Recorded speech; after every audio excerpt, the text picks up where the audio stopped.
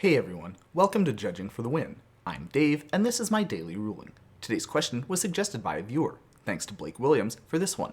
I was also really excited to see this one come up a few times in the Modern event that I was judging this past weekend. Suffice to say, this is a pretty good one for you to be familiar with if you're going to be playing any games in that format. Amy controls 2 Arcbound workers and the Ozolith. One of her Arcbound workers dies. What happens? Before I get into the answer, I want to talk a little bit about how the Ozolith's triggered ability works. You see, something is a little bit odd with this one. It triggers when Arcbound worker dies. However, counters generally are not retained on an object when they move from one zone to another. So by the time this triggered ability makes it onto the stack, the counters that were on Arcbound worker have already vanished. Now, how is it possible to move those counters onto the Ozolith then? The answer is, like some other cards, the Ozolith has a special rule in the CR that's devoted to making it work. As you can see here, you aren't actually physically moving the counters from the Arcbound worker to the Ozolith. What you're actually doing is waiting until after those counters have vanished, and then asking the game how many there were, and then putting that many new counters onto the Ozolith. If you look at the CR definition for modular, you can see the same trick is happening here too.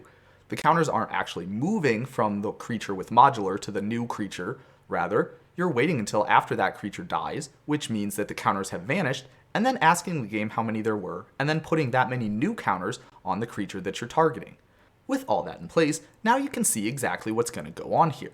There's absolutely no problem at all with moving those counters onto 2 different objects because we're not moving them at all. After they go away, we're just going to take some new counters and put them on some different objects, and it just so happens that the number of counters is going to be equal in both those cases.